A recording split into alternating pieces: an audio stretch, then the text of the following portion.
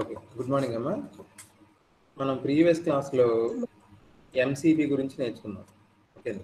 MCB అంటే చెప్పాను కదా! Miniature circuit breaker. ఓకే. అదొక సేఫ్టీ మెకానిజం. షార్ట్ సర్క్యూట్ అయినప్పుడు గానీ, ఓవర్‌లోడ్ అయినప్పుడు గానీ, మనకి ఏ డేంజర్ లేకుండా ఓకేనా. ఎలక్ట్రికల్ అప్లయన్సెస్‌కి మాత్రమే కాదు, ఒక్కోసారి షార్ట్ సర్క్యూట్ అయినప్పుడు ఫైర్ యాక్సిడెంట్ జరిగి మనం కూడా రిస్క్‌లో పడతాం. అలాంటి సందర్భాల్లో ఎంసీబీ అనేది మనకి ఒక లైఫ్ సేవింగ్ సేఫ్టీ మెకానిజం అది. ఓకేనా. మీరు ఒకటి గుర్తుపెట్టుకోండి. మనం ఇదివరకు వాడే ఫ్యూజ్ అయినా, ఇప్పుడు మనం మోడర్న్‌గా వాడుతున్న ఆ ఫ్యూజ్‌కి ఆల్టర్‌నేటివ్ అయిన ఎంసీబీ అయినా కూడా అసలా చాలా ఇంపార్టెంట్ సేఫ్టీ స్టాండర్డ్ అండి. ఓకేనా.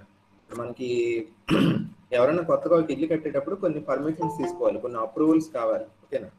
అప్రూవల్స్ అడిగేటప్పుడు ఎలక్ట్రిసిటీ డిపార్ట్మెంట్ వాళ్ళు కూడా కొన్ని మినిమం స్టాండర్డ్స్ ఉంటాయి. ఈ ఎంసీబీలు ఇవన్నీ పెట్టారా లేదా? ఓకేనా. అయితే కొన్ని సేఫ్టీ స్టాండర్డ్స్ ఉంటాయి. అవన్నీ ఫాలో అయితేనే మీకు ఆ ఇల్లు కట్టడానికి పర్మిషన్ ఇస్తారు. ఓకేనా.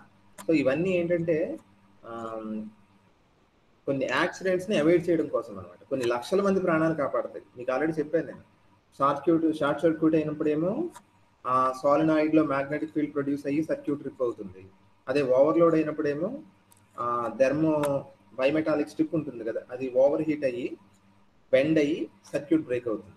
ఆ సాలినాయిడ్ అసలు ఎన్ని లక్షల మంది ప్రాణాలు కాపాడిందో అసలు మనం చెప్పలేము. అదే ఎంసీబీ లేకపోతే షార్ట్ సర్క్యూట్ అయ్యి, ఫైర్ అయ్యి చాలా మంది ప్రజలు చనిపోయే ఛాన్స్ కూడా ఉంటుంది. ఓకేనా. సో దీస్ డివైజెస్ ఎంసీబీస్ ఇవన్నీ కూడా చాలా ఎసెన్షియల్ అండి. ఓకేనా. ఇవాళ మనం నేర్చుకునే టాపిక్ ఆల్మోస్ట్ ఎంసీబీ లాంటిదే, కొంచెం డిఫరెంట్. ఇవాళ టాపిక్ ఏంటంటే ఈఎల్సిబి. ఈఎల్సిబి. ఓకేనా. ఇందులో సిబి అంటే ఆల్రెడీ మనకు తెలుసు, సర్క్యూట్ బ్రేకర్. అంటే ఇది కూడా ఒక సర్క్యూట్ బ్రేకరే. అంటే ఏంటి, ఏదన్నా మనకి అన్వాంటెడ్గా ఏదైనా జరిగినప్పుడు సర్క్యూట్ని బ్రేక్ చేసే ఒక డివైస్ ఇది కూడా. అంటే ఇందులో కూడా సర్క్యూట్ ఏమవుతుంది, ట్రిప్ అవుతుంది. ట్రిప్ అయ్యి ఆటోమేటిక్గా సప్లై ఆగిపోతుంది. ఓకేనా. కాకపోతే ఇది ఎంసీబీ కాదు, ఈఎల్సిబి. ఈఎల్ అంటే ఏంటంటే ఇక్కడ ముందు చూసారా, ఈఎల్సిబి అంటే ఫుల్ ఫామ్ ఏంటంటే earth leakage circuit breaker. Earth leakage circuit breaker. ఓకేనా. ఎర్త్ లీకేజ్ అంటే ఏంటో చెప్తాను చూడండి. ఫర్ ఎగ్జాంపుల్ మన ఇంట్లో ఏదో ఒక ఎలక్ట్రికల్ అప్లయన్స్ ఉంది. ఫర్ ఎగ్జాంపుల్ ఏ రిఫ్రిజిరేటరో లేకపోతే టీవీనో ఇలాంటి ఒక ఇన్స్ట్రుమెంట్ ఉంది. ఆ ఇన్స్ట్రుమెంట్ లోపల వైరింగ్ ఉంటుంది కాబట్టి ఆ వైర్ గుండా కరెంట్ పాస్ అవుతుంది. ఓకేనా. కానీ కొన్ని సందర్భాల్లో ఏమవుతుందంటే ఆ లోపల ఉన్న వైరింగ్ తాలూకు ఇన్సులేషన్ ఏదైనా పోయింది అనుకోండి, అప్పుడు ఆ కరెంట్ ఏమవుతుంది, యాక్చువల్గా ఇన్స్ట్రుమెంట్కి ఏదైనా ఒక మెటాలిక్ డోర్ ఉందనుకోండి, డోర్ మనం పట్టుకుని లాగే డోర్, దాని గుండా కరెంట్ వెళ్ళకూడదు కదా. వెళ్ళదు, మామూలుగా అయితే వెళ్ళదు. ఎందుకని, లోపల వైరింగ్ గుండా కరెంట్ వెళ్తుంది తప్ప ఆ ఇన్స్ట్రుమెంట్ తాలూకు బయట భాగాలు ఉంటాయి కదా, మెటల్ పార్ట్స్, ఓకేనా, వాటి గుండా కరెంట్ వెళ్ళదు, వెళ్ళకూడదు. ఓకేనా. కానీ లోపల వైరింగ్ ఉంటుంది కదా, ప్రతి వైర్కి పైన ఒక ఇన్సులేషన్ ఉంటుంది. ఓకేనా. ఆ ఇన్సులేషన్ కట్ అయినప్పుడు ఏమవుతుంది, ఒక్కోసారి ఆ వైర్ గుండా వెళ్ళే కరెంటు ఈ చుట్టూ ఉన్న బాక్స్ గుండా కూడా వెళ్ళి ఆ బాక్స్ మనం పట్టుకున్నప్పుడు మనకు షాక్ పడుతుంది. ఓకేనా. సో ఎర్త్ లీకేజ్ అంటే అర్థం ఏంటంటే, ఒక ఎలక్ట్రికల్ అప్లయన్స్ లోపల వైర్స్ గుండా వెళ్ళాల్సిన కరెంటు లీక్ అయ్యి, లీకేజ్ అంటే అదే, లీక్ అయ్యి వెళ్ళకూడని పార్ట్స్ ఉంటాయి కదా, అంటే బయట మెటాలిక్ పార్ట్స్ ఉంటాయి చూసారా, వాటి గుండా పాస్ అయితే అది దానివల్ల మనకి ఎలక్ట్రిక్ షాక్ తగలచ్చు కదా. దాన్ని అవాయిడ్ చేయడానికి వాడే ఒక మెకానిజం, ఒక డివైస్ ఇది. ఓకేనా. అందుకని దీన్ని ఏమంటారు, ఎర్త్ లీకేజ్ సర్క్యూట్ బ్రేకర్ అంటారు. ఇదేం చేస్తుంది, it detects the earth leakage current and switches off trips the circuit to prevent electric shock. ఓకేనా. ఇప్పుడు మీకు ఒక ఎగ్జాంపుల్ కూడా చెప్తాను. మనం ల్యాబ్లో ఎలక్ట్రానిక్స్ ల్యాబ్ ప్రాక్టికల్ ఇంకా మీకు మొదలవలేదు. ఎలక్ట్రానిక్స్ ల్యాబ్ స్టార్ట్ అయినప్పుడు మనకి నెంబర్ ఆఫ్ కిట్స్ ఉంటాయి. ఓకేనా. పిఎన్ జంక్షన్ డయోడ్ అని, జీఎన్ఆర్ డయోడ్ కిట్ అని, అయితే ఫంక్షన్ జనరేటర్ అని, బ్యాటరీ ఎలిమినేటర్ అని, డిఫరెంట్ ఎలక్ట్రానిక్ కిట్స్ ఉంటాయి. ఒక్కోసారి ఏమవుతుందంటే ఆ కిట్ పైన బాక్స్ ఉంటుంది కదా, ఆ బాక్స్ ఎలా ఉంటుంది, మెటల్తోనే చేయబడుతుంది. పైన బాక్స్ అన్నమాట, ఎన్క్లోజర్. ఓకేనా. ఇప్పుడు లోపల వైరింగ్ అంతా ప్రాపర్గా ఉంది, ఇన్సులేషన్ బాగానే ఉన్నప్పుడు ఆ పైన మెటల్ బాక్స్ని మనం జనరల్గా పట్టుకుంటాం కదా, కరెంట్ పాస్ అవుతున్నప్పుడు కూడా, ఆన్ చేసినప్పుడు కూడా ఆ బాక్స్ని పట్టుకుంటాం మనం జనరల్గా. పట్టుకున్నప్పుడు షాక్ కొడుతుందంటే కొట్టదు. ఓకేనా. ఎందుకని, లోపల వైరింగ్ యొక్క ఇన్సులేషన్ అంతా బాగానే ఉంది కాబట్టి కరెంట్ ఓన్లీ ఆ వైర్స్ గుండానే పాస్ అవుతుంది కానీ ఈ బాక్స్ లోపలికి లీక్ అవ్వదు. ఓకేనా, మనం పట్టుకునే పార్ట్కి లీక్ అవ్వదు. కానీ నేను ఇందాక చెప్పినట్టు ఆ ఇన్సులేషన్ కనుక సరిగ్గా లేనప్పుడు కానీ, లేకపోతే కనెక్షన్ ఏదైనా తప్పుగా ఇచ్చినప్పుడు కానీ, ఫాల్టీ కనెక్షన్, ఓకేనా, ఏమవుతుంది, వైర్స్లో పాస్ అవుతున్న కరెంట్ లీక్ అయ్యి ఈ బయట బాక్స్ ఉంటుంది చూసారా, మెటల్ బాక్స్, మెటల్ అని ఎందుకు అంటున్నాను, మెటల్ గుండానే కదా కరెంట్ పాస్ అయ్యేది. ఫర్ ఎగ్జాంపుల్ ఆ బాక్స్ ప్లాస్టిక్తో చేయబడింది అనుకోండి, లోపల వైరింగ్ ఉంది, బయట ప్లాస్టిక్ అనుకోండి, లీక్ అయిన ప్రాబ్లం లేదు. ఎందుకని, ప్లాస్టిక్ గుండా కరెంట్ వెళ్ళదు. కానీ చాలా సందర్భాల్లో మనం వాడే అప్లయన్సెస్లో లోపల భాగాన్ని కప్పి ఉంచడానికి వాడే ఆ బాక్స్ ఉంది చూసారా, లోపల ఉన్న ఎక్విప్మెంట్ అంతా కనపడకుండా ఒక ఎన్క్లోజర్ ఉంటుంది కదా బాక్స్, ఆ బాక్స్ జనరల్గా it is made of metal. So ఈ లోపల ఉన్న కరెంట్ కనుక లీక్ అయ్యి ఈ బయట ఎన్క్లోజర్స్కి వస్తే కనుక మనకు అది తెలియదు కాబట్టి మనం ఆ బాక్స్ యొక్క ఎన్క్లోజర్ని పట్టుకున్నప్పుడు మనకి షాక్ కొడుతుంది, దానివల్ల ప్రమాదం వస్తుంది. ఓకేనా, సో అలాంటి సందర్భంలో ఆ లీకేజ్ కరెంట్ని గుర్తించి సర్క్యూట్ ఆటోమేటిక్గా ట్రిప్ అవ్వడానికి వాడే మెకానిజమే ఈఎల్సిబి. ఓకేనా, సో ఈఎల్సిబి అంటే అర్థం మళ్ళీ చెప్తున్నాను, ఎర్త్ లీకేజ్ సర్క్యూట్ బ్రేకర్. ఏదన్నా ఒక ఇన్స్ట్రుమెంట్లో, ఒక అప్లయన్స్లో కరెంట్ లీక్ అయ్యి బయట బాక్స్ గుండా వెళ్తున్నప్పుడు దాన్ని గుర్తించి ఆ ఫ్లోని, ఆ సప్లైని ఆపేసే డివైస్ అన్నమాట ఈఎల్సిబి. ఇది కూడా చాలా ఇంపార్టెంట్ సేఫ్టీ మెకానిజం. కాకపోతే ఇది ఎక్కువగా కమర్షియల్గా యూజ్ ఉంటుందండి. కమర్షియల్గా మనకి పెద్ద ఇండస్ట్రీ ఉందనుకోండి, అందులో కరెంట్ పాస్ అయ్యే ఇన్స్ట్రుమెంట్స్ ఉంటాయి పెద్ద పెద్దవి. ఏమవుతుంది, ఒక్కోసారి ఫాల్టీ కనెక్షన్ వల్ల కానీ, లేకపోతే ఇన్సులేషన్ ఫెయిల్ అవడం వల్ల కానీ ఆ కరెంటు బయట ఉన్న బాక్స్ గుండా కూడా వెళ్తుంది. ఆ వర్కర్స్ కనుక ఆ బాక్స్ని పట్టుకుంటారు కదా, పట్టుకున్నప్పుడు షాక్ పడుతుంది. అలాంటి డివైజెస్లో, ఇలాంటి పెద్ద పెద్ద డివైజెస్లో ఈఎల్సిబి కనుక పెట్టుంటే ఏం చేస్తుంది, అది ఈ బాక్స్ గుండా ఎప్పుడైతే కరెంట్ వెళ్ళిందో ఆ ఈఎల్సిబి దాన్ని పసిగట్టి సర్క్యూట్ని ఏం చేస్తుంది, ఈఎల్సిబి ఏమవుతుంది, ట్రిప్ అవుతుంది. ట్రిప్ అయినప్పుడు ఆటోమేటిక్గా సప్లై ఆగిపోతుంది. అంటే మనకి షాక్ ఇనీషియల్గా తగిలినా సరే ఎమ్మటే ఆగిపోతుంది, షాక్ కొట్టదు, ఎందుకంటే తర్వాత సప్లై ఆగిపోతుంది కాబట్టి. ఓకేనా, సో ఇక్కడ చూడండి, sometimes electric current may pass through the metal enclosures of an electrical system. Okay, current pass చేసే ఒక సిస్టమ్ యొక్క బయట బాక్స్ గుండా కూడా కరెంట్ వెళ్తుంది ఒకసారి. దేనివల్ల, రెండు కారణాలు, ఇన్సులేషన్ ఫెయిల్ అవడం వల్ల కానీ, లేకపోతే ఫాల్టీ కనెక్షన్ రాంగ్గా ఇవ్వడం వల్ల కానీ. అలా లీక్ అవుతున్న కరెంట్ని ఏమనాలి, ఎర్త్ లీకేజ్ కరెంట్ అనాలి. అది లీక్ అవుతుంది కదా కరెంట్ బయటికి, వాటర్ లీక్ అయినట్టు కరెంట్ ఏమవుతుంది, లీక్ అవుతుంది. This is called earth leakage current.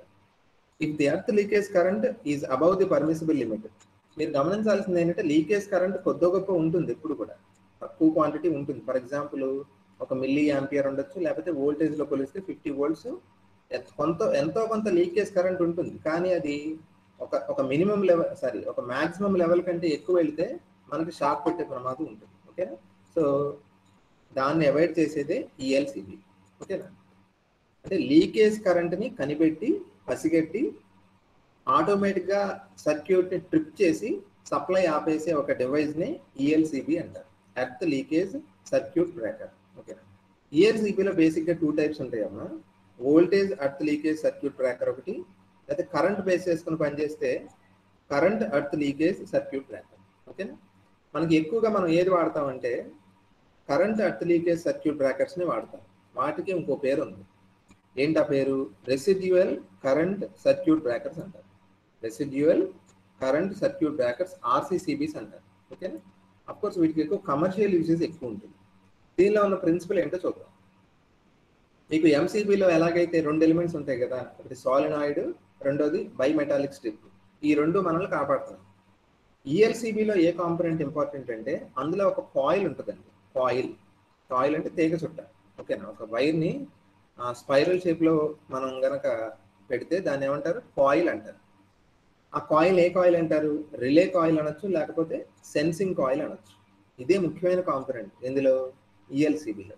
ఓకేనా, ఇప్పుడు లీకేజ్ లేదనుకోండి, లేకపోతే లీకేజ్ అనేది ఒక పర్మిసిబుల్ లెవెల్ కంటే తక్కువ ఉందనుకోండి, అప్పుడు ఏమవుతుంది, సప్లై కరెంటు, రిటర్న్ కరెంటు, ఓకేనా, అంటే ఇన్కమింగ్ అవుట్ గోయింగ్ రెండు ఉంటాయి కదా, వచ్చే కరెంటు వెళ్ళే కరెంటు, ఈ రెండు ఎలా ఉంటాయి అప్పుడు, ఈక్వల్గా ఉంటాయి. When supply and return currents pass through the coil, ఈక్వల్గా ఉంటాయి కదా. ఈక్వల్గా ఉన్నప్పుడు కరెంట్ వల్ల ఏమొస్తుందో మీకు తెలుసు కదా, ఒక కాయిల్ గుండా కరెంట్ పాస్ చేస్తే ఇట్ ప్రొడ్యూసెస్ మ్యాగ్నెటిక్ ఫీల్డ్. ఇప్పుడు లీకేజ్ లేనప్పుడు సప్లై కరెంటు రిటర్న్ కరెంటు ఈక్వల్గా ఉంటాయి కాబట్టి ఈ రెండు మ్యాగ్నెటిక్ ఫీల్డ్స్ ఎలా ఉంటాయి, ఈక్వల్గా ఉంటాయి. ఓకేనా, అంటే సప్లై కరెంట్ వల్ల ప్రొడ్యూస్ అయిన మ్యాగ్నెటిక్ ఫీల్డ్, రిటర్న్ కరెంట్ వల్ల ప్రొడ్యూస్ అయిన మ్యాగ్నెటిక్ ఫీల్డ్ రెండు ఏం చేసుకుంటే ఈక్వల్గా ఉండి ఒకదాన్నొకటి క్యాన్సిల్ చేసుకుంటాయి. ఇక్కడ అదే point. When there is no earth leakage current లేనప్పుడు, లీకేజ్ లేనప్పుడు the two magnetic fields cancel each other, రెండు ఒకదాన్నొకటి క్యాన్సిల్ చేసుకుంటే సో టోటల్ మ్యాగ్నెటిక్ ఫీల్డ్ ఎంత, నెట్ మ్యాగ్నెటిక్ ఫీల్డ్ ఎంత అంటే 0. కానీ ఎప్పుడైతే రెండు కారణాల వల్ల చెప్పాను కదా, ఇన్సులేషన్ ఫెయిల్యూర్ అవడం వల్ల కానీ లేకపోతే ఫాల్టీ కనెక్షన్ వల్ల కానీ లీకేజ్ కరెంట్ ఉందనుకోండి, అప్పుడు ఏమవుతుంది, సప్లై కరెంటు కంటే సప్లై కరెంటు రిటర్న్ కరెంటు ఈక్వల్గా ఉండవు, ఎక్కువ తక్కువ ఉంటాయి. అప్పుడు ఏమవుతుంది, వాటి వల్ల ప్రొడ్యూస్ అయిన మ్యాగ్నెటిక్ ఫీల్డ్స్ కూడా ఈక్వల్గా ఉండవు. ఇప్పుడు మ్యాగ్నెటిక్ ఫీల్డ్ ఏమవుదు, ఇందాకట్లాగా క్యాన్సిల్ అవ్వదు. ఓకేనా, అప్పుడు రెసిడ్యువల్ మ్యాగ్నెటిక్ ఫీల్డ్ ఉంటుంది, అంటే రెసిడ్యువల్ కరెంట్ ఉంటుంది. ఓకేనా, అంటే ఇప్పుడు సప్లై కరెంటు రిటర్న్ కరెంటు ఏమవుతాయి, ఈక్వల్గా ఉండవు, అంటే బ్యాలెన్స్ ఉండదు, ఇంబ్యాలెన్స్ ఉంటుంది. ఆ ఇంబ్యాలెన్స్ వల్ల మ్యాగ్నెటిక్ ఫీల్డ్స్ రెండు ఏమవుతాయి, క్యాన్సిల్ అవ్వవు. ఓకేనా, క్యాన్సిల్ అవ్వనప్పుడు ఏమవుతుంది, ఇందాకట్లాగే నేను చెప్పాను కదా, ఒక మెకానికల్ ల్యాచ్ ఒకటి ఉంటుంది, స్ప్రింగ్ లాంటిది. ఆ మ్యాగ్నెటిక్ ఫీల్డ్ వల్ల ఈసారి మ్యాగ్నెటిక్ ఫీల్డ్ ఏముంది, క్యాన్సిల్ అవ్వలేదు కదా, 0 అవ్వాల. సో మ్యాగ్నెటిక్ ఫీల్డ్ ప్రొడ్యూస్ అయినట్టే కదా లెక్క. ఆ మ్యాగ్నెటిక్ ఫీల్డ్ ప్రొడ్యూస్ అయినప్పుడు లాస్ట్ క్లాస్లో చెప్పాను కదా, సాలినాయిడ్ లో మ్యాగ్నెటిక్ ఫీల్డ్ ప్రొడ్యూస్ అయితే ఏమవుతుంది, ఆ ల్యాచ్ అనేది రిలీజ్ అయ్యి మనకి నాబ్ ఏమవుతుంది, కిందకి పడిపోతుంది కదా, ట్రిప్ అవుతుంది. ట్రిప్ అయినప్పుడు ఏమవుతుంది, సర్క్యూట్ బ్రేక్ అవుతుంది, అంటే సర్క్యూట్ ఓపెన్ అవుతుంది, క్లోజ్ అవ్వదు. సర్క్యూట్ బ్రేక్ అయినప్పుడు కరెంట్ ఫ్లో అవ్వదు కదా, సో ఆ విధంగా మనం సేఫ్ అవుతాం. ఓకేనా, సో మీకు ఈఎల్సిబిలో ముఖ్యమైన కాంపోనెంట్ ఏంటి, కాయిల్. దాన్ని రిలే కాయిల్ అనొచ్చు, సెన్సింగ్ కాయిల్ అనొచ్చు. ఓకే, ఎలా పనిచేస్తుంది, లీకేజ్ లేనప్పుడు సప్లై కరెంటు రిటర్న్ కరెంటు ఈక్వల్గా ఉంటాయి కాబట్టి మ్యాగ్నెటిక్ ఫీల్డ్స్ రెండు ఏం చేస్తాయి, క్యాన్సిల్ చేసుకుంటే టోటల్ మ్యాగ్నెటిక్ ఫీల్డ్ ఎంత, 0. అదే లీకేజ్ కరెంట్ ఉన్నప్పుడు రెండు కరెంట్స్ ఈక్వల్గా ఉండవు కాబట్టి మ్యాగ్నెటిక్ ఫీల్డ్స్ ఏమవ్వవు, క్యాన్సిల్ అవ్వవు. అంటే సో నెట్ మ్యాగ్నెటిక్ ఫీల్డ్ ఉంటుంది, మ్యాగ్నెటిక్ ఫీల్డ్ 0 కాదు. మ్యాగ్నెటిక్ ఫీల్డ్ 0 కాదు కాబట్టి ఏమవుతుంది, ఆ ల్యాచ్ అనేది రిలీజ్ అయ్యి, స్ప్రింగ్ రిలీజ్ అయ్యి మనకి సర్క్యూట్ ట్రిప్ అవుతుంది. ట్రిప్ అయినప్పుడు సప్లై ఆగుతుంది. ఓకేనా, సో ఇది కూడా చాలా చాలా ఇంపార్టెంట్ సేఫ్టీ మెకానిజం అమ్మ మనకి అప్లయన్సెస్లో. ఓకేనా, ఇది ఉండడం వల్ల మనకి చాలా మంది మనం ఎలక్ట్రోక్యూట్ అయి చచ్చిపోతారు. ఒకసారి ఎలక్ట్రిక్ షాక్ కొడుతుంది కదా, ఆ షాక్ కొట్టి చచ్చిపోకుండా ఈ ఇన్స్ట్రుమెంట్ కాపాడదు. ఓకేనా, అంటే దేవుడు ఎక్కడో ఉండడు, ఇలాంటి సైంటిఫిక్ ఆవిష్కరణ రూపంలోనే ఉంటాడు. ఓకేనా, ఇప్పుడు మీకు కొన్ని సినిమాల్లో కూడా చూపిస్తారు కదా, ఏం చేస్తారు అంటే ఇదివరకు పాత సినిమాల్లో చూపిస్తారు కదా మీకు, అంటే కోడల్ని చంపేయడానికి ప్లాన్లు వేస్తున్నారు కదా, ప్లాన్లు వేస్తూ అత్తగారు వీళ్ళందరూ ఏం చేస్తారంటే ఏదో మోటార్ కనెక్షన్ వేయమంటారు, స్విచ్ చేయమంటారు. స్విచ్ చేయమన్నప్పుడు ఏం చేస్తుంది, ఆ అమ్మాయి స్విచ్ చేస్తుంది. మామూలుగా స్విచ్ గుండా కరెంట్ వెళ్ళదు, ఆ మెటల్ పార్ట్ గుండా వెళ్ళదు. కానీ వీళ్ళేదో కరెంటు లోపల ఉన్న సర్క్యూట్ని ఫాల్టీ కనెక్షన్ రాంగ్గా ఇచ్చి కానీ లేకపోతే ఏదో చేసి మొత్తానికి ఆ పార్ట్ గుండా కరెంట్ వెళ్ళేలా చేస్తారు. అప్పుడు వీళ్ళు పుట్టిన వాళ్ళు ఏం చేయాలన్నమాట, ఆ ఇంట్లో ఈఎల్సిబి పెట్టించాలి. ఈఎల్సిబి పెట్టిస్తే కనుక వీళ్ళు ఫాల్టీ కనెక్షన్ ఇచ్చి ఆ బాక్స్ గుండా కరెంట్ వెళ్ళేలా చేసినా ఈఎల్సిబి ఏం చేస్తుంది, ఎప్పుడైతే కరెంట్ లీకేజ్ అయిందని దానికి తెలుస్తుందో అదేం చేస్తుంది, ట్రిప్ అవుతుంది. ట్రిప్ అయ్యి సప్లై ఆగిపోతుంది. ఓకేనా, అంటే లైట్గా మనకు షాక్ కొట్టినట్టు అనిపించినా మీకు ఏమవుతుంది, ఎమ్మటే సప్లై ఆగిపోతుంది, ప్రాబ్లం ఉండదు. ఓకేనా, సో ఇది ఒక ఇంపార్టెంట్ సేఫ్టీ స్టాండర్డ్ అన్నమాట.